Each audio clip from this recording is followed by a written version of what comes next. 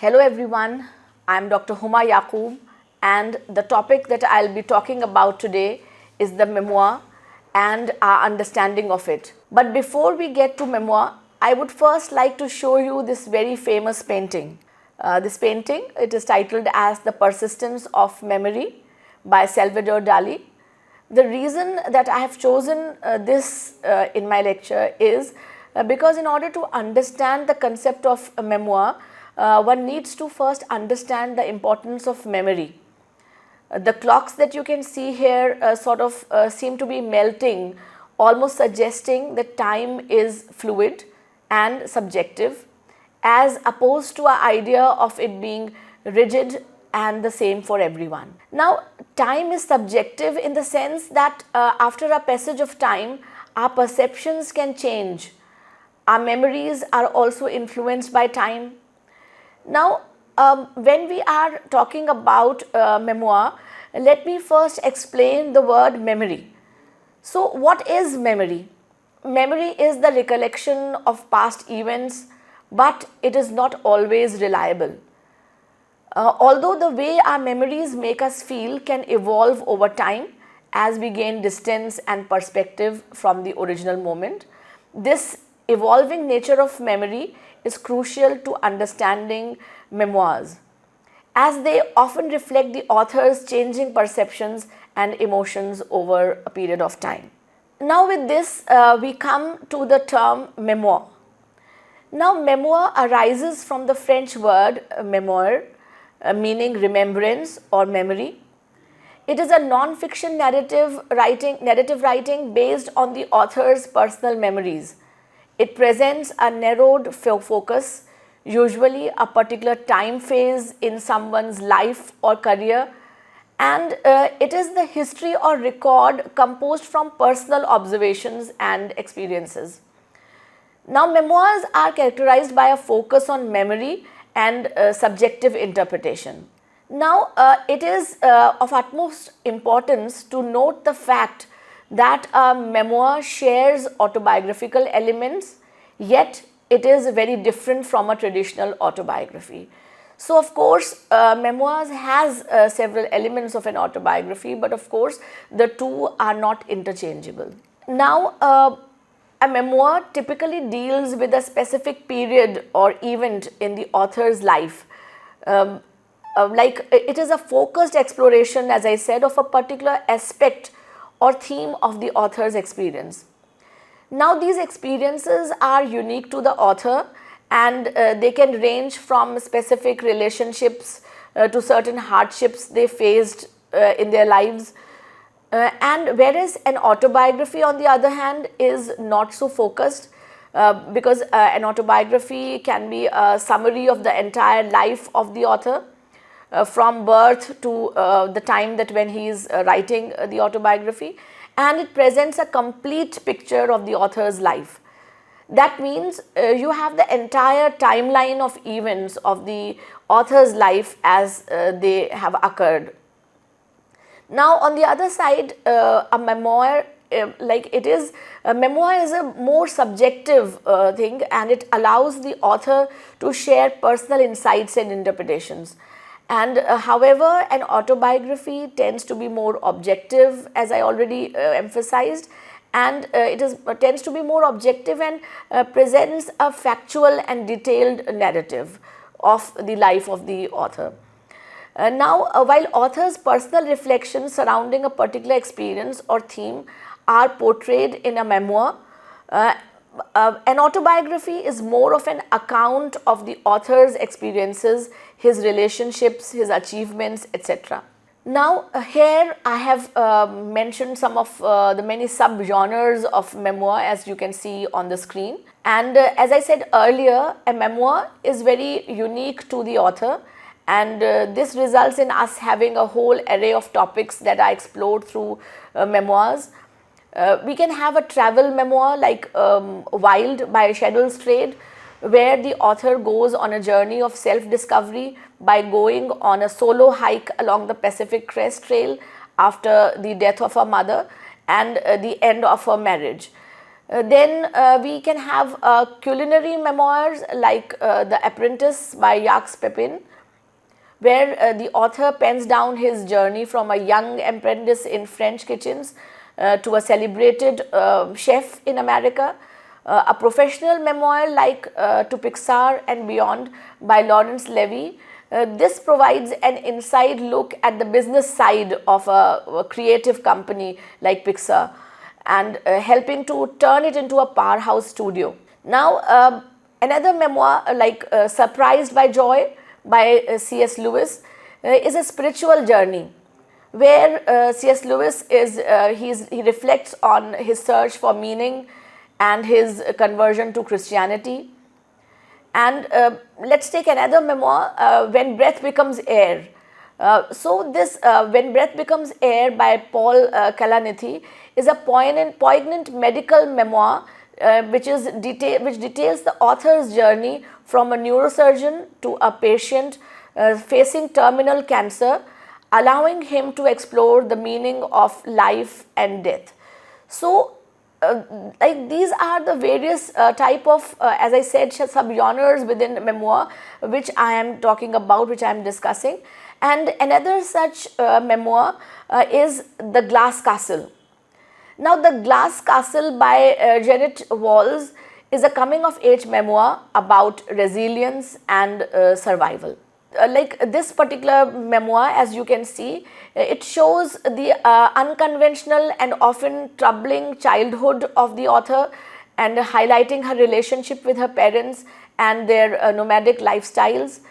Some memoirs are simply a reflection on their creative journey, like A Movable Feast by Ernest Hemingway, which offers a nostalgic look at his early years in Paris, capturing the vibrant literary and cultural scene of the 1920s, as you can see. Let me discuss the various characteristics of a memoir. A memoir is defined by various characteristics that make it different from other pieces of non-fiction. First of all, memoirs are deeply personal and reflective, as they focus on the experiences of author's thoughts, and of course it also talks about the thoughts and feelings of the author, the writer who is penning the memoir. And through introspection of their past experiences, memoirists are able to gain insight and understanding, thus revealing the profound subtext in those experiences. Now here I have taken an excerpt from an article I read that I feel is fitting to the topic that we are discussing at the moment, and I quote, "By its nature, the form of memoir helps create a distance between you as the narrator and you as the character. This can give you a lens to look at things without too much emotional involvement, which helps to gain perspective and feel better about the past." Unquote. So we can stand outside of these experiences and events and look at them and how we were in those situations at that time through the lens of the person who has gained the insight. Next, we come to the fact that a memoir has a specific theme. A memoir tends to focus on a particular incident, event or life experiences of the author. It explores the impact that event had on the person's life and what insights he got upon reflection and how it affected his or her worldview. So, as we previously discussed, this is the main characteristic that sets a memoir apart from a autobiography, because it is very focused, as I already emphasized, and this makes it very intimate and an engaging piece. So, when accounts of experiences are so focused and they are so full of reflection, the readers will often find themselves drawn to it. So, in a way, a memoir is more effective in establishing a bond between the writer and the reader. Okay. The emotional tone of the writing is another aspect of a memoir. The author's choice of words and phrasing, this determines the emotional tone, and the author can shape the memoir according to how they want the audience to react and feel while reading it. And the type of memoir also dictates the emotional tone of the memoir.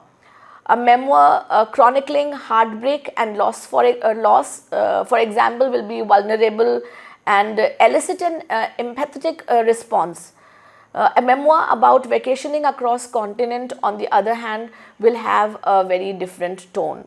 A memoir can be nostalgic, it can be sentimental, joyous and full of wonder and discovery, and it can be very moving. Okay, it can be all of these, or together, or in different instances, as I talked about.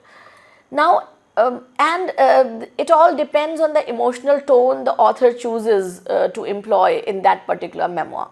Now, a memoir reflects what the author experienced and his true feelings about it. Hence, honesty is a very important characteristic of any memoir. And a memoir is told from the author's own perspective, and thus it showcases the worldview of the author. As I said, it is subjective, and of course it is showing the worldview of the author, because it is the author who has experienced or who has gone through all of those emotions. So in a way we can say that a memoir, it presents the truth, but truth as the author perceives it, not necessarily as how it actually is. Now, a memoir does not present facts universally known, which are technically the truth, but rather the author's understanding of these facts. A true memoir is a collection of authentic memories of the author, which are personal and subjective. Now that we have discussed the characteristics, the major characteristics of a memoir, we move on to some points as to why a memoir can be successful as it is, because in general perception, non-fiction writing is considered to be not as interesting as fiction. But despite this, as we are discussing at this moment, that despite this, memoirs have some features that ensure a universal appeal. Firstly, memoirs can be relatable, as we have discussed earlier as well. A memoir creates a bond between the author and the reader, offering comfort and reassurance that they are not alone in the experiences and emotions. Now, relatability is an important element of a memoir, but at the same time, memoirs also they delve into the experiences that strike a chord with their audience, from the anguish of losing something dear to the thrill of accomplishing goals, or the intricate journey of self-discovery. Now, Carl Jung, a famous Swiss psychiatrist, who said, and I quote, "Everything that irritates us about others can lead us to an understanding of ourselves." A profound thought indeed, unquote. So, when we listen to people recount their failures and things, you think you would do differently, okay? Because when you see others fail at something, you think, okay, perhaps you will not be doing something as stupid as this, okay? So, but you are actually subconsciously realizing hard-hitting truths about yourself and gaining a better understanding of yourself, your insecurities, so to say, your fears, desires, etc. Now, Carl Rogers, an American psychologist, said that, and I quote from him, "What is most personal is most universal," unquote. Again, you see that because at the end of the day, we are all humans, and to some extent, even if our experiences are varied and unique, our fears and our longings, our reaction to our feelings, they can be similar, and we can resonate with one another in this manner. Now, on this screen, here you can see that I have taken an excerpt from the book Educated by Tara Westover, which I feel encapsulates what the topic of relatability in the context of memoir means. Now, this book is a powerful journey of the author beating all odds, growing up in a strict and abusive household in Idaho, towards her education, finally getting a PhD from Cambridge. She says, and I quote, "The thing about having a mental breakdown is that no matter how obvious it is that you are having one, it is somehow not obvious to you. I'm fine, you think. So what if I watched TV for 24 straight hours yesterday? I'm not falling apart, I'm just lazy. Why it's better to think yourself lazy than think yourself in distress? I'm not sure, but it was better. More than better, it was vital." Unquote. Now, as I've read through this quote, you can observe that she seems to be describing here a coping mechanism to deal with painful or distressing situations. For example, you see that how the author is trying to convince herself that she is just being lazy and not going through a mental breakdown. Now, acknowledging a mental breakdown would mean confronting painful truths and emotions which can be really overwhelming to any person. Now, memoirs can give us first-hand experiences and views of historical events and situations, which make them compelling and intriguing. For example, the work Confessions by Saint Augustine details Augustine's spiritual journey and the socio-political context of the Roman Empire. Memoirs of the Duc de Saint-Simon by Louis de Rouvroy. Duc de Saint-Simon offers a vivid portrayal of the court of Louis XIV, giving insights into the politics and society of early 18th century France. Now, another memoir, Night by Elie Wiesel, is a harrowing account of Wiesel's experiences in Nazi concentration camps, offering a personal perspective on the Holocaust. Now, another memoir by Maya Angelou, that is I Know Why the Caged Bird Sings. This memoir addresses themes of racism, identity and resilience, and it provides the context to the African American experience in the 20th century. Now, the another memoir that I mention over here is the Gulag Archipelago by Alexander Solzhenitsyn. This is a detailed account of the Soviet Union's forced labor camp system, and it offers insights into the political repression and human rights abuses under Stalin. Now, taking up another point relating to the memoirs, memoirs often provide a deep psychological insight into the author's mind. This we have already discussed, and we see that how it reveals and at the same time it reveals how the author navigates and copes with various life situations. A memoir can help you gain perspective, and it can further help you develop empathy and understanding. It can also aid in recognizing recurring patterns in behaviors and events. Some memoirs have great literary and artistic merit as well. Some authors weave their personal experiences into narratives that are as engaging as any novel. Over here, I will refer to or give an example of Ismat Chughtai's very famous memoir, which she has written in Urdu, Kagzi Hai Pehrahan, that is Life in Words, a memoir. So that is how you see that how sometimes memoirs, they can be very engaging, they can be very interesting, and you can almost read them like a novel. So, some such memoirs, they combine compelling storyline with profound insights and beautiful prose that draws the reader in. Imagination and curiosity are universal sources of joy, and we may not ourselves unravel every enigma or journey to remote summits. Yet we can savor second-hand escapades through reading such memoirs. Through the stories and experiences of others, we can touch the essence of adventures we may never be able to undertake ourselves. Now, memoirs can also act as a source of inspiration, or as a call to action to better the world we live in.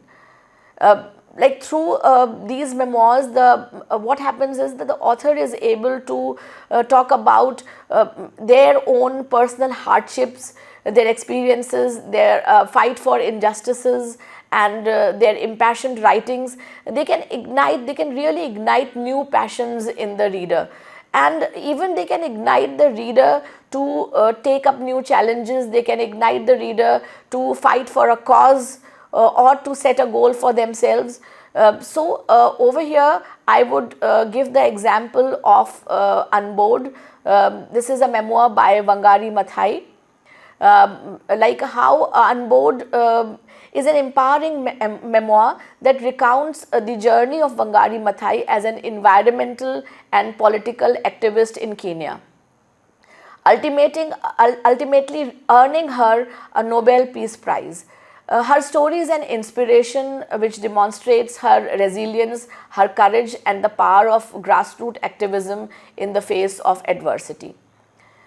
Now, like through such works, you see that how the author can bring attention to important causes which are dear to them and inspire others to take interest in them. Now, over here you see that a very important, or rather an aspect of a memoir is to provide us, or rather it gives the platform to the memoirist to represent their voices. Okay, so in a way the memoir, it gives a platform of oppressed voices to be heard. Okay, through a memoir, people from all walks of life can put themselves in the shoes of those whose lifetimes are spent under oppression, and helps bring attention and awareness to their plight. Now, memoirs can help present perspective of those that are overlooked in society. For example, over here I am talking about this memoir by Malala Yousafzai, that is I Am Malala. So this memoir, it chronicles Malala Yousafzai's fight for girls' education in Pakistan amidst Taliban oppression. And through this powerful story, Malala, she is able to amplify the voices of the oppressed, and she inspires global awareness and advocacy for women's rights and education. So, in the previous slide, I talked about Unboard. Over there, we see that how really a woman like Wangari Maathai, through her association with environmental causes, her role in the green revolution, okay, how all of that is contributing in the green belt movement. Okay, that how she is really working for the cause of the environment. Okay, and by way of that, we can really get inspired to do better for the environment, for sustainable living. She is talking about her hometown. Okay, she is talking about the place, that how it was a lush green place and how it was reduced to like everything, the greenery is gone, the environment, how it has been reduced to nothing. So likewise over here we see that how a memoir is doing that function, as well as how it is giving voices to the oppressed classes as well. For example, we have already talked about Malala Yousafzai, that how it is through the medium or through this platform of a memoir, she is able to voice her concerns. She is able to talk about her concerns about the education of women in Pakistan. So in a way, she is able to tell the whole world about her experiences and whatever she has, the hardships that she has gone through. Now to conclude, I would like to say that a memoir is a form of non-fiction writing that delves into a specific event or experiences from the author's life, and which is viewed through a reflective lens. And memoirs are personal, focused, they are honest, and they are emotional, making them very powerful vehicles for conveying a message. The relatability of memoirs, combined with their ability to offer unique perspectives and foster understanding and insight for both the author and the readers, grants them a universal appeal. And thus, to conclude, I can say that a memoir, it helps us connect to a broader human experience. Thank you. Thanks everyone.